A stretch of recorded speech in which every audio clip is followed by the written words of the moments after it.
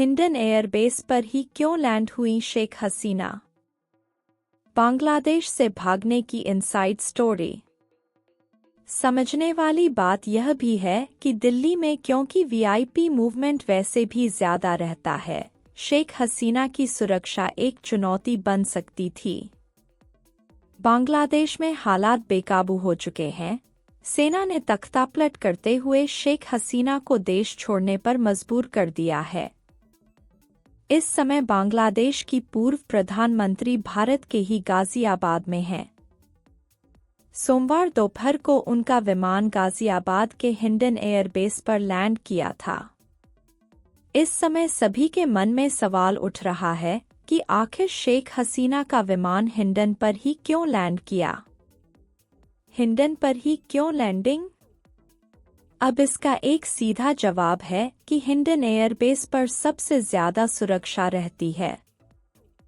Asia का सबसे बड़ा एयरबेस हिंडन ही है और यहाँ पर जैसी सुरक्षा रहती है वैसे कहीं और नहीं। इसके ऊपर भारतीय वायुसेना का हिंडन एयरबेस पर पूरा कंट्रोल है। ऐसे में यहाँ पर हर तरह की स्थिति से निपटा जा सकता है। अब एक सवाल यह भी आता है कि शेख हसीना इतनी बड़ी नेता हैं, एक देश की प्रधानमंत्री रही हैं, तो उन्हें सीधे दिल्ली एयरपोर्ट पर लैंड क्यों नहीं करवाया गया? जब हर वीआईपी नेता का स्वागत दिल्ली में होता है तो हसीना को गाजियाबाद क्यों लाया गया? दिल्ली क्यों नहीं गए लेकर? अब इसका जवाब भी एकदम स्पष्ट है। असल में भारत की सुरक्षा एजेंसियों को अंत तक शेख हसीना की लोकेशन को एक सीक्रेट रखना था।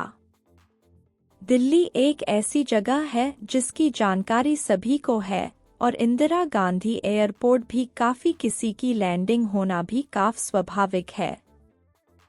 लेकिन सेना और एजेंसियां किसी भी कीमत पर शेख हसीना की लोकेशन की जानकारी किसी को नहीं देना चाहती थी। इसी वजह से उन्हें गाजियाबाद के हिंडन एयरबेस पर लैंड करवाया गया। राफेल विमान क्यों हुए सक्रिय? समझने वाली बात यह भी है कि दिल्ली में क्योंकि वीआईपी मूवमेंट वैसे भी ज्यादा रहता है, शेख हसीना की सुरक्षा एक चुनौती बन सकती थी। इस वजह से भी उनके लिए गाजियाबाद को ज्यादा मुफीद माना गया। वहां भी हिंडन एयरबेस पर उनके लिए ज्यादा इंतजाम किए जा सके। एक इनपुट तो यह भी सामने आ रहा है कि भारत को पहले से ही जानकारी थी कि शेख हसीना भारत ही आने वाली हैं।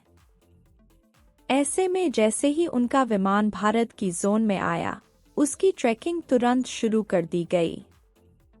अजित डोभाल ने संभाली कमान।